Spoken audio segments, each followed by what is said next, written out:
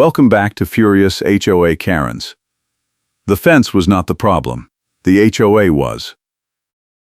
I am standing in my side yard in Boston, Massachusetts, on a Tuesday morning in April, and Joan Mitchell is screaming at me over a fence that has not even been built yet. She is the vice president of the Kingsbridge Terrace Association, and she is holding a clipboard with a violation notice that has my address on it and a date that is 2 weeks in the future. I work as an auto body shop estimator, so I document damage and quote repairs all day, and I know what a fake timestamp looks like. The fence behind me is a rotting 6-foot cedar panel job that the previous owner installed in 2003, and it is falling apart. 3 panels are split, the posts are leaning, and the gate will not latch anymore. I bought this house 6 months ago because the price was good and I thought the neighborhood looked quiet. I was wrong. Joan is pointing at the fence line and telling me I cannot touch it because it sits on an easement, and if I put 1 shovel in the ground, she will fine me $500 and put a lien on my property. I am trying to refinance in 9 days, and any lien threat could wreck the deal. I moved to Boston for the job and because I wanted a yard where I could actually do projects without a landlord breathing down my neck. The Kingsbridge Terrace Association runs this neighborhood like a military checkpoint. Every house has the same mailbox style, the same light fixture rule, the same grass height limit. The HOA name is on a brick sign at the entrance with no readable text, and the dues are $200 a month. I thought that was steep, but I figured it covered the pool and the clubhouse and maybe some landscaping. What it actually covers is Joan Mitchell driving around in her white SUV, taking photos of everyone's property and inventing reasons to fine them. She has been on the board for 11 years. The first sign of trouble was 3 weeks ago when I put a temporary lock on my gate during work because I was having the AC unit serviced, and I did not want random people walking into my yard. Joan called it restricting HOA access, even though there is no rule that says the HOA has access to my side yard. She left a note on my door with no signature, just a printed warning that said I was in violation of Section 12.4. I looked up Section 12.4. It is about parking commercial vehicles overnight. It has nothing to do with gates. I tried to ignore it, but then I got a second note 2 days later. This one had a photo of my fence attached, and it said the fence was not in compliance with the recorded plat and I needed to submit a removal plan within 10 days. I did not even know what a recorded plat was. I called the HOA management company, a place called Prestige Community Services, and the woman on the phone said she would look into it and call me back. She never called me back. I called again. She said she never got my message. I explained the whole thing again, and she said she would escalate it to the board. That was 2 weeks ago. Yesterday, I hired a contractor to pull the old fence and install a new one. Same height, same location, same cedar. The contractor showed up this morning at 7, and by 7:15, Joan was in my driveway with her clipboard and her phone, taking photos and telling me I was about to commit a violation that would cost me thousands. She said, "Smile, I am documenting this for the file." That is her catchphrase. She says it every time she wants you to know she is in control. The contractor, a guy named Mike who runs a small fencing company out of Dorchester, looked at me and asked if I wanted him to start anyway. I said yes, because I had already paid the deposit and the fence was a safety hazard.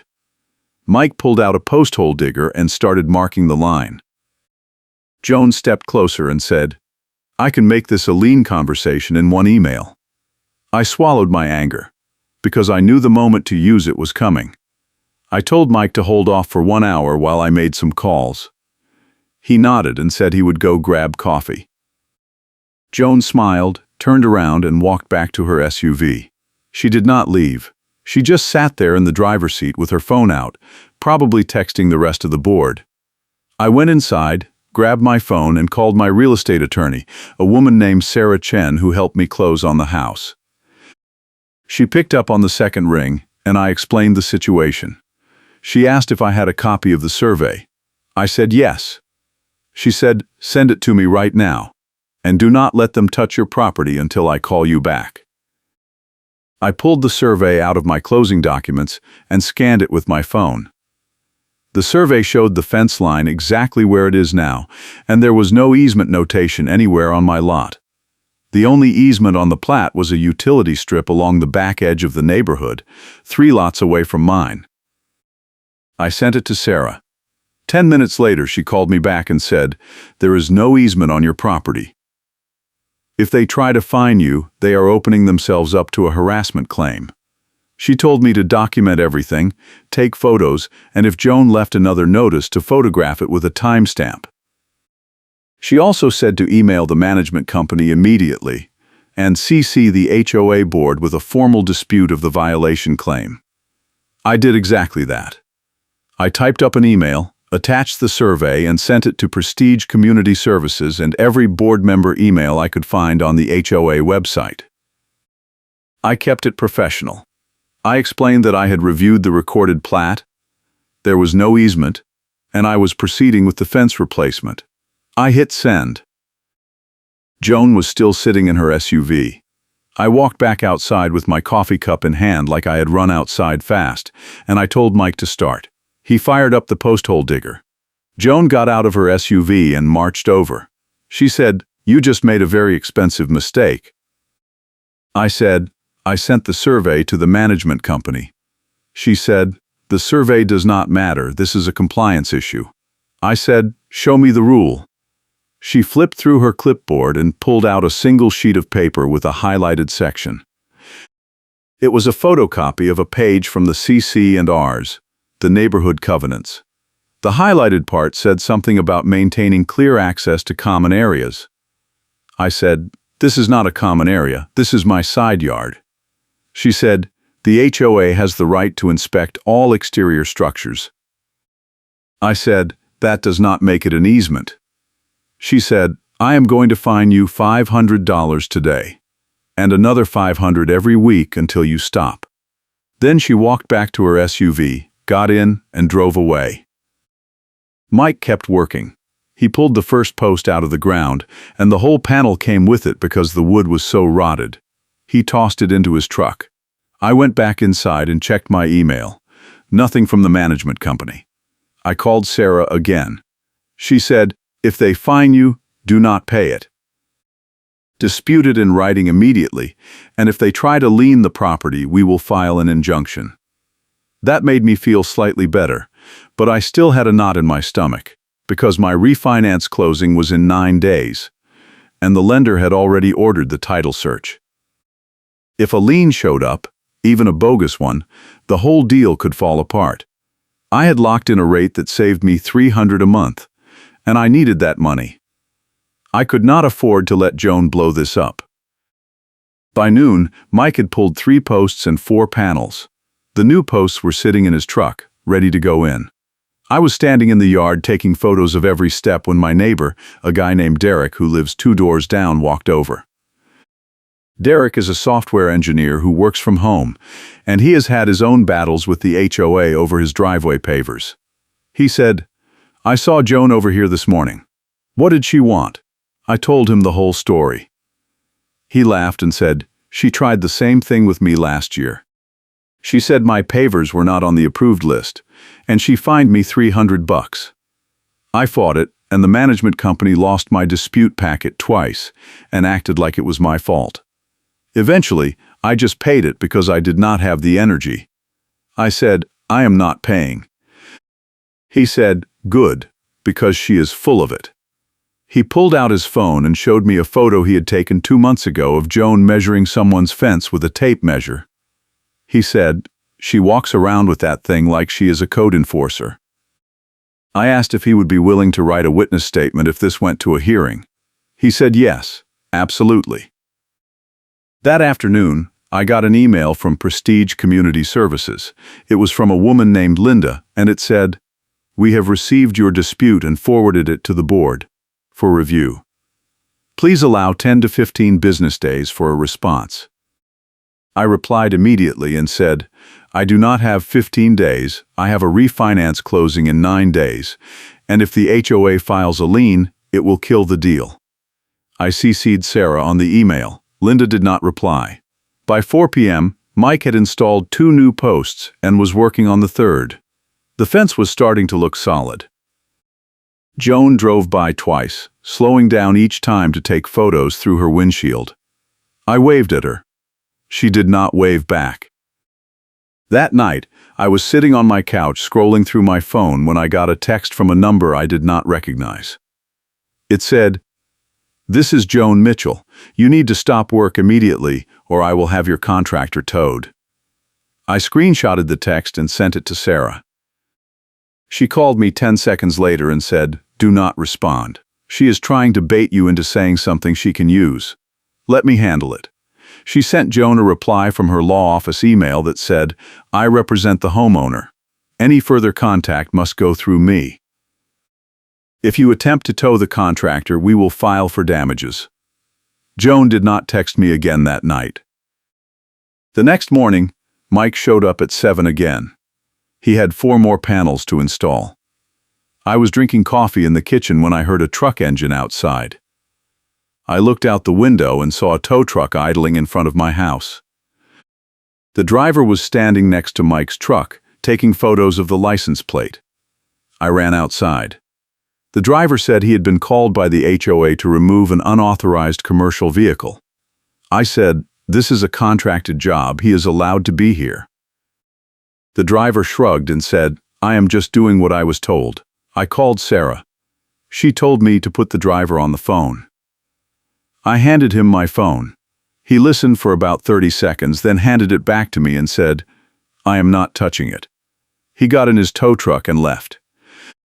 Sarah said, "That was a second tow attempt after you put them on notice to stop.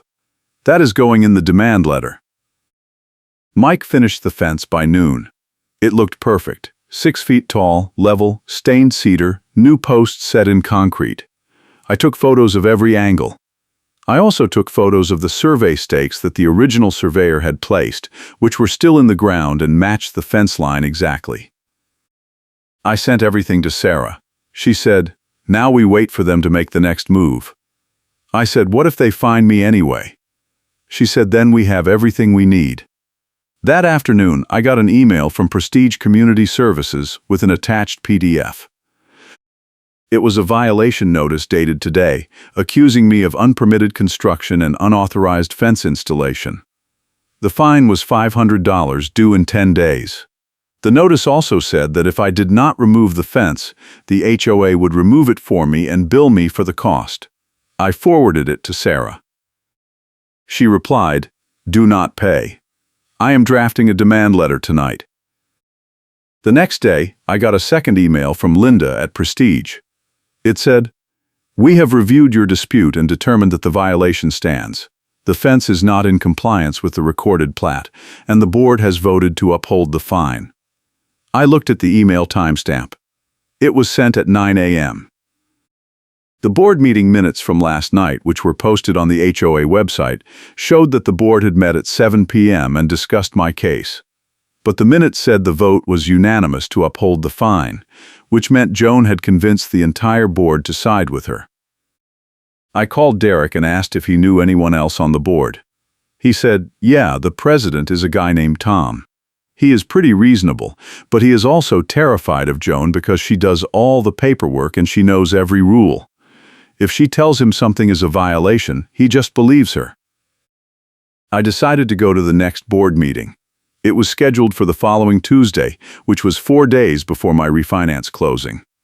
I emailed Linda and said I wanted to speak during the open comment period. She replied and said I had 3 minutes. I spent the weekend preparing. I printed out the survey, the original violation notice, the tow attempt timeline, and the emails from Linda. I also asked Derek to come with me as a witness. He agreed.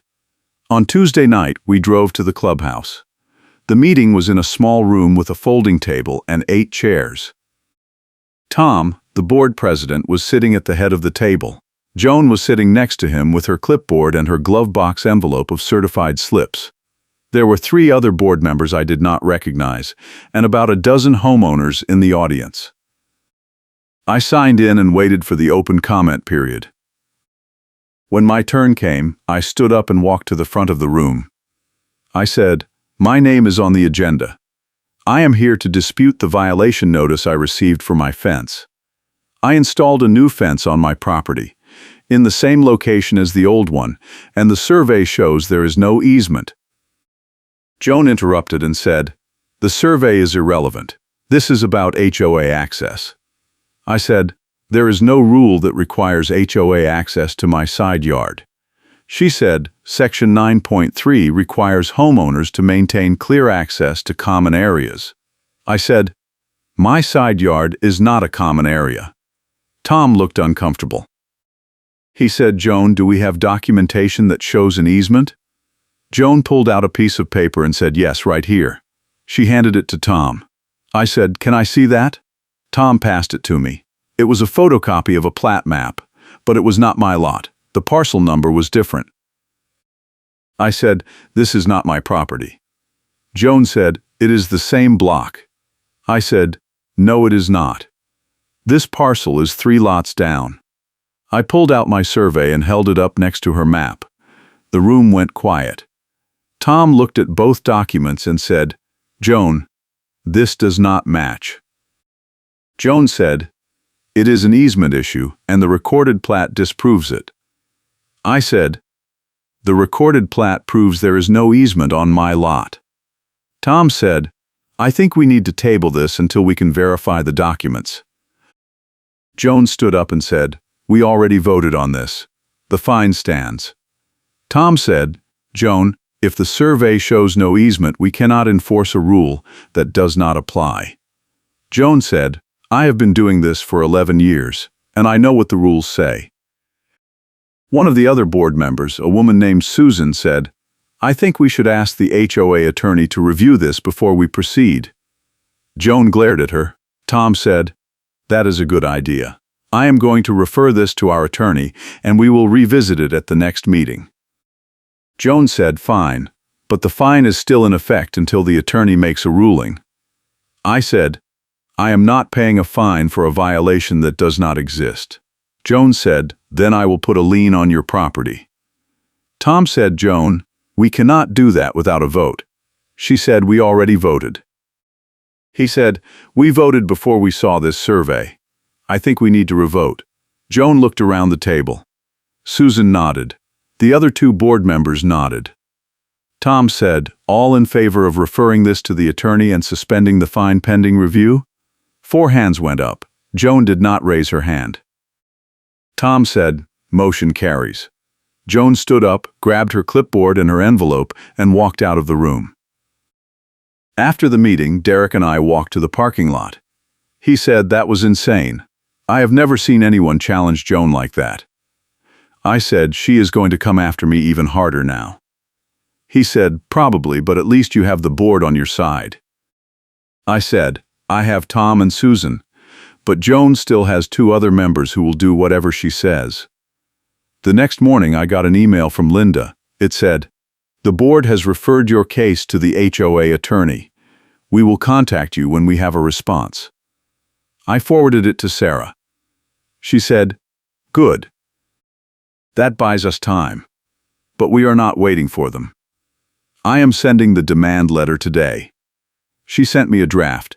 It was 3 pages long and included every violation, every email, every tow attempt, and a full timeline. It also included the screenshot of the HOA group chat that I had not told her about yet. I said, "What screenshot?" She said, "You mentioned a group chat in one of your emails. Do you have access to it?" I said, "No, but Derek might." I called Derek and asked if he was in the Kingsbridge Terrace neighborhood group chat. He said, "Yeah, everyone is. It is on an app." "Why?"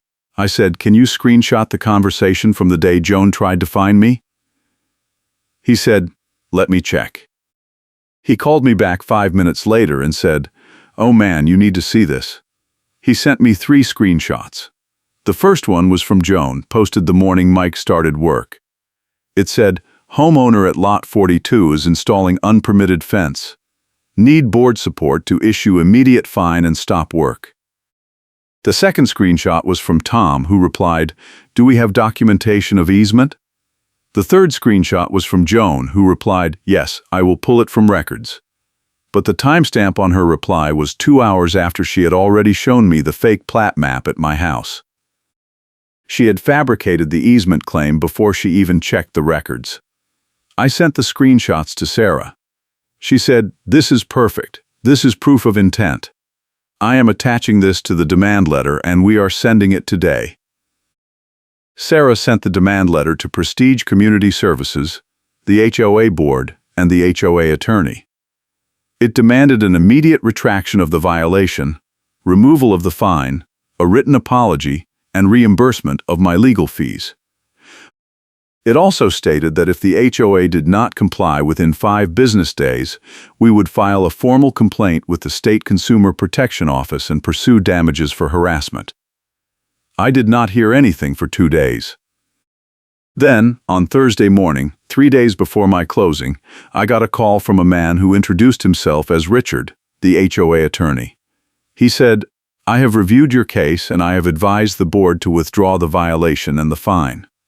I said, "What about the lien threat?" He said, "There was never a lien filed. Ms. Mitchell made that threat without board authorization, and we are addressing it internally." I said, "I want that in writing." He said, "You will have a letter by end of day." I hung up and called Sarah. She said, "They caved." That was fast. I said, "What happens to Joan?" She said, "That depends on the board, but if they are smart, they will remove her." That afternoon, I got an email from Linda with an attached letter signed by Richard and Tom. It said the violation had been withdrawn, the fine had been removed, and the board apologized for any confusion. It also said that the board was conducting an internal review of the case and would take appropriate action. I forwarded it to my lender. 2 hours later, my loan officer called and said, "We are clear to close." I let out a breath I did not know I was holding. My closing was on Monday. I showed up at the title company office, signed a stack of papers, and walked out with a new mortgage rate that saved me $300 a month. I went home, sat on my couch, and stared at my new fence through the window. It was perfect. But Joan was not done. 2 weeks later, I got a notice in the mail. It was a new violation, dated the previous Friday, claiming that my fence stain was not an approved color. The notice said I had 10 days to repaint it, or I would be fined $300. I took a photo of the notice and sent it to Sarah. She said, "This is retaliation. We are filing a complaint." She drafted a formal complaint to the State Consumer Protection Office and included every document we had. The complaint accused the HOA of harassment, fabrication of violations, and retaliation. She also sent a copy to Prestige Community Services and the HOA board. The next day I got a call from Tom. He said, "I am calling you personally because I want you to know that the board did not authorize that stain violation. Joan sent it without approval. We are holding an emergency meeting tonight to address this." I said, "What does that mean?" He said, "It means we are removing her from the board." That night I did not go to the meeting, but Derek did. He texted me halfway through and said, "You are not going to believe this. Joan is trying to argue that the stain rule is in the architectural guidelines and Susan just pulled up the guidelines and proved it is not." Tom called for a vote to remove her as vice president, and it was unanimous. Joan walked out. She is done. I sat on my couch and smiled. The next morning, I got an email from Linda. It said, "The board has voted to remove Joan Mitchell from her position as vice president and from all HOA leadership roles. She will no longer have access to HOA records or enforcement authority. The stain violation has been withdrawn. We apologize for the inconvenience." I forwarded the email to Sarah. She said, "Congratulations, you won." But the story was not over. A week later, I got a call from a woman who introduced herself as Maria, an investigator with the State Consumer Protection Office. She said, "We have received your complaint and we are opening a case file. We will need to interview you and review all documents. I met with her the following Tuesday at a coffee shop. I brought every email, every notice, every photo, and the screenshots. She spent an hour going through everything. She said, "This is one of the clearest cases of HOA harassment I have seen. We are going to issue a formal investigation notice to the association and their management company." I said, "What does that mean for me?" She said, "It means they are going to be under a microscope. If they retaliate against you again, they will face penalties." I thanked her and left. Over the next 2 months, I heard through Derek that the HOA was in full crisis mode.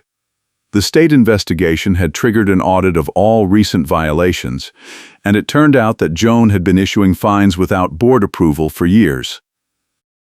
The management company had been letting her do it because she was the most active board member, and they did not want to deal with her. Prestige Community Services lost the contract, and the HOA hired a new management company. Tom stepped down as president because he said he could not handle the stress. Susan became the new president, and she immediately implemented new policies requiring board approval for all fines and a mandatory review process for any violation dispute.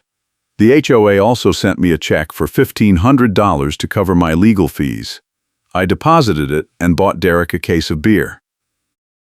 If you are enjoying this story, please hit the like button and subscribe for more HOA nightmares. Joan tried to make a comeback. She showed up at the next board meeting and demanded to speak during the open comment period. Susan let her talk. Joan spent 3 minutes claiming that she had been unfairly targeted and that the board was retaliating against her for enforcing the rules. When she finished, Susan said, "Thank you for your comments. The board has reviewed your tenure and found multiple instances of unauthorized fines, fabricated violations, and retaliation against homeowners. You are no longer welcome at board meetings unless you are speaking as a homeowner, and any future violations you report will be independently verified before action is taken." Joan stood up and said, "I can make this a lean conversation in one email." Susan said, "No, you cannot, because you no longer have any authority." Joan left the meeting. I heard later from Derek that she put her house on the market and moved out of the neighborhood 3 months later. The state investigation took 6 months to complete. In the end, the Consumer Protection Office issued a formal finding against the Kingsbridge Terrace Association for harassment, improper enforcement, and retaliation. The HOA was fined $10,000 and required to implement new governance training for all board members. The report specifically named Joan Mitchell and noted that her actions had created a hostile environment for homeowners. The report also noted that the management company, Prestige Community Services, had failed to provide proper oversight and had enabled the harassment. Prestige lost contracts with 3 other HOAs in the area as a result. I kept my fence. It is still standing, perfectly level, with the same cedar stain Joan tried to fine me for. Every time I walk past it, I think about that morning when she stood in my yard with her clipboard and her envelope of certified mail slips, telling me I could not touch my own property. I think about the fake plat map, the tow truck, the group chat screenshots, and the moment when Tom asked to see her documentation and the whole room realized she had been lying. I think about the board meeting where Susan pulled up the architectural guidelines and proved the stain rule did not exist, and Joan tried to argue her way out of it, and Tom called for a vote, and she was outvoted so hard the room laughed. I think about Richard, the HOA attorney, calling me to say the board was withdrawing everything because the HOA attorney forced a reversal to reduce liability. And I think about the complaint to the management company that triggered discipline, the state investigation, and the final report that forced Joan to resign from every leadership role she held. The neighborhood is different now. The new management company actually responds to emails. The board meetings are recorded and posted online. Susan implemented a rule that requires all violation notices to include photographic evidence, a specific rule citation, and a board approval signature. If a homeowner disputes a violation, the board has to provide documentation within 5 business days or the violation is automatically dismissed. There have been 3 disputes since the new rules went into effect, and all 3 were resolved without fines. Derek told me that the neighborhood group chat is a lot quieter now. People are not afraid to do basic maintenance on their homes anymore. I still see Joan occasionally. She lives 2 towns over, but she shops at the same grocery store. The first time I ran into her, she was in the produce section. She saw me, turned around and walked in the opposite direction. I did not say anything. The second time, she was in the parking lot getting into her car. I was loading groceries into my trunk. She looked at me, got in her car, and drove away. I have not seen her since. My refinance saved me $300 a month, and I used that money to finish the rest of the yard projects I had been putting off. I installed a new gate with a keypad lock, replaced the rotting deck boards, and put in a small garden along the back fence. Every project I took photos and kept receipts, just in case. But I have not had a single issue with the HOA since Joan left. Susan sends out a monthly newsletter now, and it actually has useful information instead of just a list of violations. The neighborhood feels normal again. Derek and I became good friends. We have a standing dinner every other week, and we trade stories about HOA insanity. He is on the board now. He ran for a seat in the last election and won. He said he wanted to make sure no one ever had to deal with what I went through. I respect that. The neighborhood needed someone like him. Looking back, the whole thing feels surreal. I bought a house, tried to replace a broken fence, and ended up in a 6-month battle with a woman who had been terrorizing the neighborhood for over a decade. I learned more about property law, HOA governance, and consumer protection than I ever wanted to know. But I also learned that you do not have to roll over when someone abuses their authority. You document everything, you get good legal advice, and you fight back with the system, not against it. Joan thought she could bury me with fake violations and threats. She thought I would panic and pay the fine just to make it go away. She was wrong. The moment she tried to fine me for an easement that did not exist, she set off a chain reaction that ended with a state investigation, a $10,000 fine for the HOA, and her forced resignation. She insists it is an easement issue and the recorded plat disproves it, but the recorded plat proved the opposite, and that is what ended her. I still live in the same house. I still have the same fence, and every time I walk outside and see it standing there, solid and level and exactly where it is supposed to be, I remember that I won. Thanks for watching. I will see you in the next HOA story.